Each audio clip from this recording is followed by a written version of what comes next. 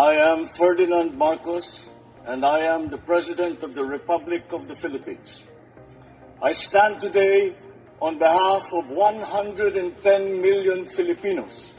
Good morning po mga kabayan ko. Ito po tingnan nyo, napaka-elegante ng at kaganda tingnan ng isang leader na pagkakatiwalaan. Magandang sasakyan pinagamit sa kanila ng host country. Maganda venue. Ang mga leader na ganito na dapat tularan ng nag-aambisyon mamuno sa atin bansa. Kaya mga kabayan ko, huwag tayo magloklok ng leader na hindi makadiyos at kapwa para ang ating susunod na henerasyon ay guminhawa ang kanilang buhay.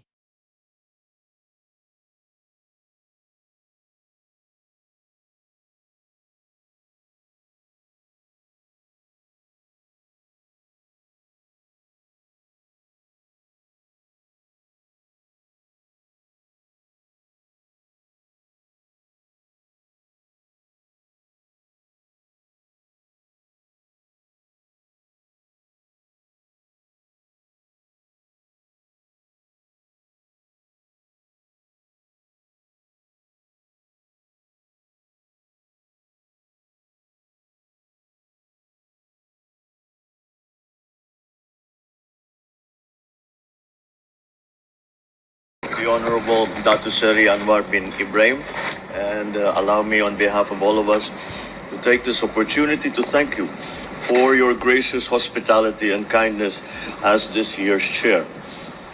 Your Majesty, Excellencies, at the outset, the Philippines conveys its deep appreciation to Malaysia for its chairship and for advancing the theme of inclusivity and sustainability.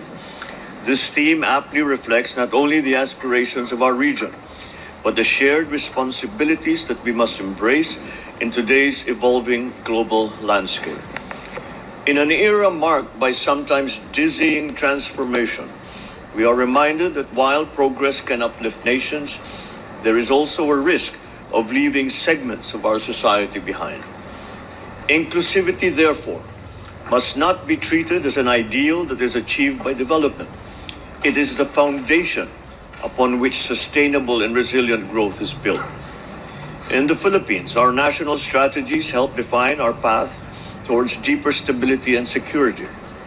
Yet, these objectives can only be realized by working together with our partners as we collectively navigate a constantly shifting global architecture.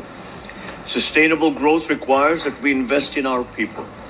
Each of us must contribute to win the future that we envision for our community. Inclusive development is equitable, empowering, and transformative. Accordingly, we build resilient communities equipped to face climate change, health crises, and economic disruptions. We implement welfare programs to ensure that dignity and opportunity are not lost even in times of crisis. In line with the Asean Community Vision 2045 and its pillars, the Philippines will continue to work so that ASEAN should be secure, peaceful, and stable, governed by the rule of law, prosperous and innovative, emerging as a resilient, innovative, dynamic, and people-centered community. With over 30 million young people in the Philippines, we regard the youth as the heart of societal transformation, the key driver of ASEAN's future, and the incoming leaders of good governance, innovation, and creativity. As the engines of the region's economic dynamism, ASEAN workers, professionals, and service providers must be equipped with the skills, protections, and opportunities that they need to thrive. But as we chart our path forward, let us also acknowledge the growing complexity of challenges that we face. In this increasingly interconnected world, we find ourselves and our gains at risk when our current stability is challenged. Geopolitical tensions, unexpected trade barriers, and the unprecedented impact of climate change have the potential to disrupt our communities, supply chains, and remove our hard-earned progress. Yet, by working together, strengthening our institutions, and building the resilience and capacities of our people, we can better navigate this increasingly uncertain future and turn challenges into opportunities for shared growth and stability. We underscore the urgent need to accelerate the adoption of a legally binding code of conduct in the South China Sea. This to safeguard maritime rights, promote stability, and prevent miscalculations at sea. We commend Malaysia's leadership in convening the special ASEAN Economic Ministers meeting and welcome the consensus to avoid retaliatory measures. This measured and unified approach upholds ASEAN's commitment to dialogue, diplomacy, and a rules-based multilateral trading system. Effective responses to transnational crime requires robust cooperation, timely intelligence sharing, and strengthened law enforcement. The Philippines reaffirms its commitment to the full implementation of the ASEAN Declaration to prevent and combat trafficking in persons caused by the abuse of technology. Climate change, as well, is now the most defining and cross-cutting challenge of our time. As one of the most climate-vulnerable regions globally, nearly half of the entire ASEAN population faces significant climate-related risks.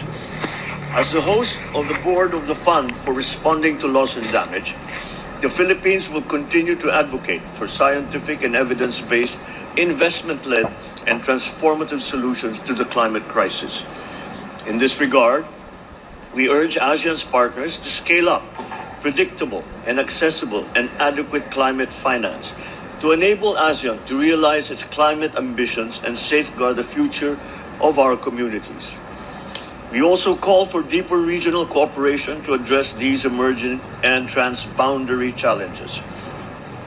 My dear colleagues, in 2017, as ASEAN Chair, the Philippines undertook to partner for change and to engage the world. Since then, ASEAN has welcomed one additional full dialogue partner, 4 sectoral dialogue partners, 5 developmental partners, and 20 countries which have acceded to the Treaty of Amity and Cooperation in Southeast Asia. This reflects ASEAN's growing voice, not only in our immediate region, but in the world. ASEAN has always been an outward-looking community, guided and anchored by a common set of values, our love for peace and concern for the welfare of our peoples. Let me thus urge all member states to remember that to meaningfully engage our partners, we must advance these values and interests, sensitive, of course, to our external partners' respective strengths and challenges. Let us therefore continue engaging our partners not merely to expand networks, but to uphold and project the values that define ASEAN: peace, inclusivity, and shared progress. As we support Malaysia's ASEAN chairship in 2025, we stand ready to build on our shared achievements and sustain momentum until 2026. Maraming salamat po. Ayan, napakinggan nyo ang speech ng ating mahal na Pangulo. O di ba tama ang sinasabi ko sa inyo? Dito maraming kasunduan na kanilang napirmahan para sa vision nila 2045. Di ba ang galing? Maraming salamat sa inyong panunood sa akin video. God bless po.